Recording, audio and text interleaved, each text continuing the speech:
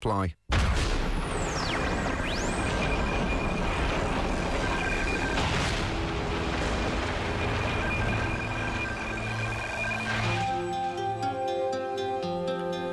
Now, little Bellingham lies in the middle of the North's finest countryside, and yet it has a grave there that is ominously cursed.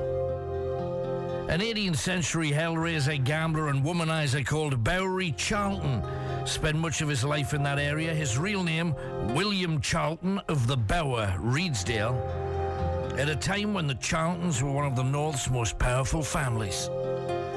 Yet the Jacobite rebellion would change much of that. The Crown dictated that no Catholic family could keep horses in case they joined the war alongside Bonnie Prince Charlie against the English Crown. So when a neighbour called Leadbitter, a fellow Catholic, heard that the government was sending a troop of soldiers to confiscate his horses and his black stallion that was worth a lot of money, Charlton decided to save the day. He hid the horse in the woods, but its neighing made the soldiers aware there was a horse out there. So at night, using hoists, Charlton lifted the horse up to the first floor of the stables, hid it behind hay bales. Problem was, the horse was thirsty, and there was no way for it to get any water without removing all the bales. So it began stamping and kicking out. So Charlton got onto its back, leapt down, and rode like hell for the River Tyne.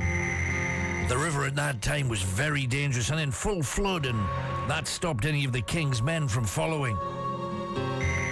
On getting to his fortified home, he hid the animal again and waited for a knock that never came. Eventually, Charlton did involve himself in the Jacobite rebellion and fought gallantly at the defeat of the Scots at Preston. Charlton, knowing his cause was lost, he returned to his home near Bellingham. But when Bonnie Prince Charlie threatened another war, the Crown arrested all of those loyal to him. And once in prison, Charlton, now in his late 50s, soon died due to ill treatment, poor diet. Death had been inevitable. He left 2 illegitimate daughters to 2 of his numerous lovers. They lived in Hexham, and whenever the church offered prayers for the royal family, the 2 daughters would walk out of the church in disgust. Bowery would have been proud of them. Now he's currently buried in Bellingham churchyard, and because he was betrayed by a local who pointed troops to his house, he cursed those who were jealous of his wealth. And it said if you put both hands on his grave and close your eyes tight, his spirit charges through you and shows you visions of the torture that he witnessed before he died. Malcolm Young, a historian from London, wrote, I'd heard of the so-called curse, and on seeing this grave in such an inauspicious cemetery, I had my reservations. Yet on clenching that mossy grave, I closed my eyes and saw bright flashes of people having their eyes burned out with red-hot pokers. A man had one thrust into his fundament. Others were being cut and slashed, whilst other prisoners stayed terrified in cells, awaiting their turn. My stomach turned over as I felt their anxiety and their fear, and I felt myself having to tug my own hands away before I screamed out. It was truly one of the most disturbing things that I've ever done. In 2008, Scott Alec McGowan from Dundee visited Bellingham to see a relative, and he stopped off to see Bowery Charlton's grave, a Scottish hero figure. Well, not knowing the legend, he put both of his hands on the grave and suddenly found himself witnessing torture and murder. A woman having her ears and breasts cut off, the wounds cauterized with a red-hot poker. He said, I could smell the burning flesh. I heard the girl screaming until she passed out and just hung there on the manacles. It was a bright day, yet my mind was full of the dark dungeon where all kinds of horrible things were happening all around me. A man was roped down to a table and they were hammering nails into him. With each blow, everyone was being spattered by his blood, and at that moment, I felt a hand on my shoulder and yelled out. It was my cousin, and I pulled my hands away. This was like a direct link to another time. Charlton seems to watch over his grave and doesn't bear fools gladly.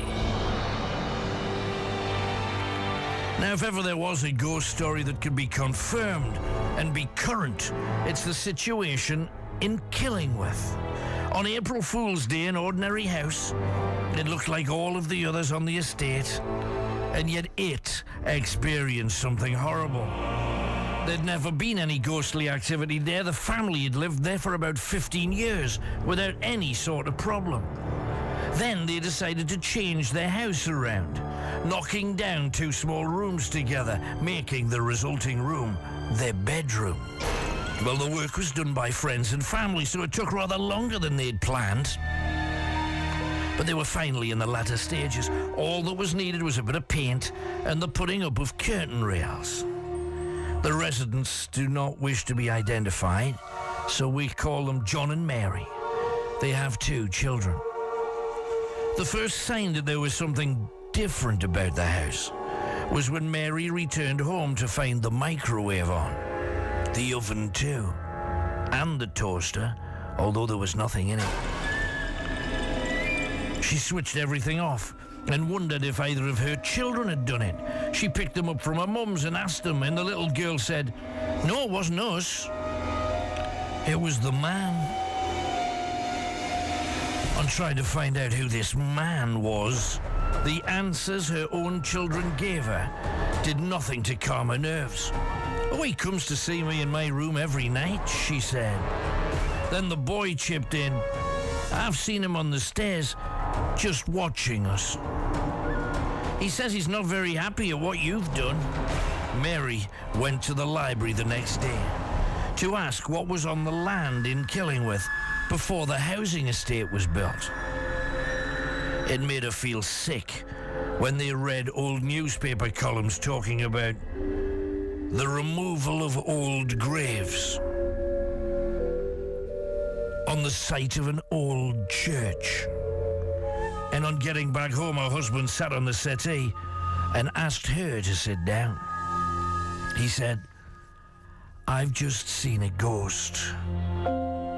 His face was as white as a sheet, and as a tradesman, he wasn't prone to making things up. For him to say this, it was obvious he'd seen something. He held her hand and said, "I was watching TV when I felt that there was something or someone watching me, and I turned my head just slightly, and on the other side of the glass door into the living room, there was a tall man staring in. I turned my head right round. I could clearly see him with these huge eyes staring in. At first I thought it was a burglar, and as I sat up, he came through the doors without opening them and just vanished. I wanted to run, and then I remembered the kids were upstairs, so I ran up there to grab them, and they said, 'Daddy, don't be silly. He's here all the time.'" John said, "We are moving house." Mary then told him what she'd found out, and they started making inquiries. And on one night, 2 days later, rang Night Owl's main switchboard. They got a vicar out, and the blessing was not effective. And I was told that this was the case by the church itself. So I asked some people from a spiritualist church to go in. 2 did, and said that they experienced a man who loved the children, but were very angry that they were not his. Elizabeth, a spiritualist for 43 years, said his children had died very young, and now he'd chosen to make these 2 living children his. She said this is nothing straightforward. This is potentially dangerous. They had tried to move the spirit on, but they said that there was something to do with the house holding him there. Every day, something else would happen. One night as Mary kissed her daughter goodnight, something hit her hard and the kidneys knocking the breath out of her. She tried not to let it show, or it would have upset the child. As she left the room, leaving it open in case she cried in the night, she looked back along the passage to the child asleep in bed when something closed the door. Despite her own blind terror, she went to the door and it wouldn't open. She ran down for John, who raced upstairs and put his shoulder to it, slamming it open. And there was the little girl sitting up. "Where's he gone, Mummy? Don't chase him away, he's really nice." Just at that moment, they heard a scream from the boys' room and both ran to the sound. The bed had been pulled from the wall and the lad was bouncing up and down. Then they looked towards the window, and there was the full figure of a man. The curtains blew in, and he was gone. They hugged the children, and for the next 3 months, all slept together. 3 times spiritualists paid them a visit, including 2 that I recommended from Yorkshire. Things calmed down for a week or so, but it was so obvious that that little, ordinary, modern house in Killingworth still had major problems. I visited the place, once with the family there and once without. When they were not there, it felt benign, gentle, a reasonably pleasant home. Yet when the family were there, the atmosphere was charged and heavy, and I felt headache and nausea, and the children became hyper. They were throwing out major energy, and it attracted a darker sort. On going upstairs with Mary, the rug rolled itself up outside the daughter's door. No sort of wind could have made that happen. Then on talking to the children, I was told that he throws us up in the air and catches us. We feel him touching us as we go to sleep.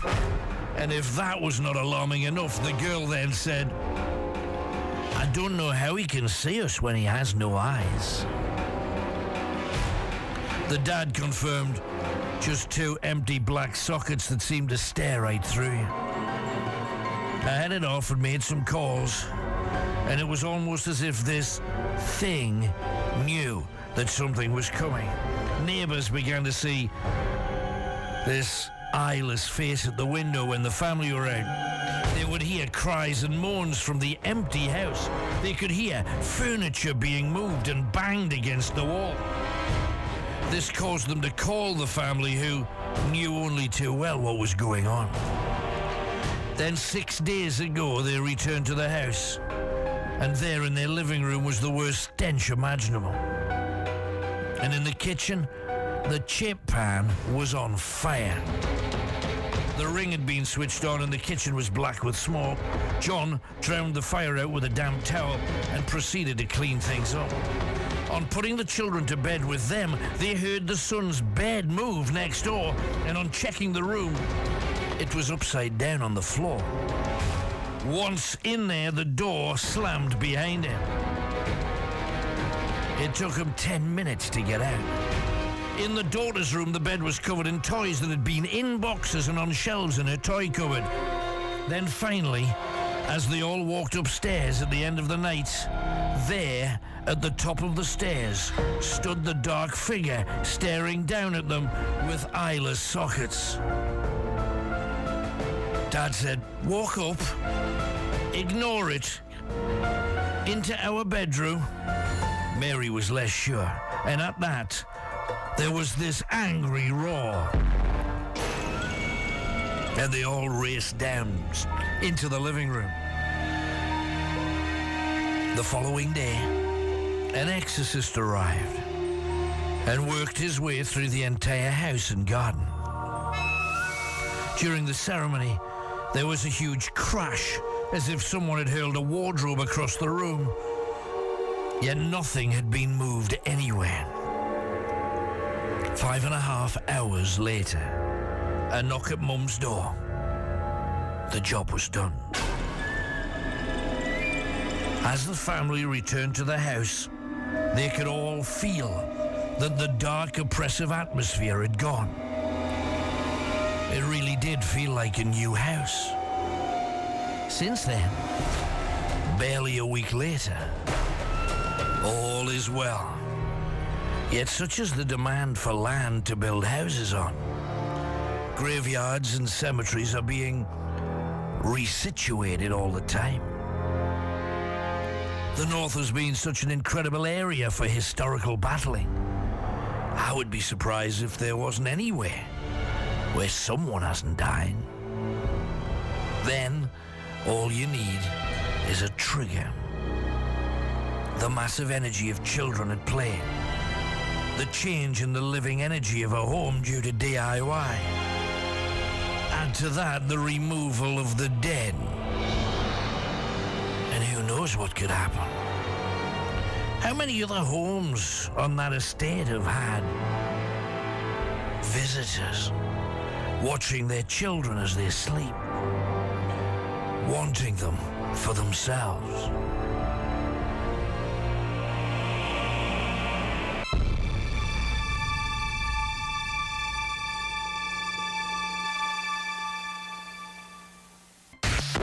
Alan Robson, champion of the North. All I have in this world is my balls and my word, and I don't break them for no one.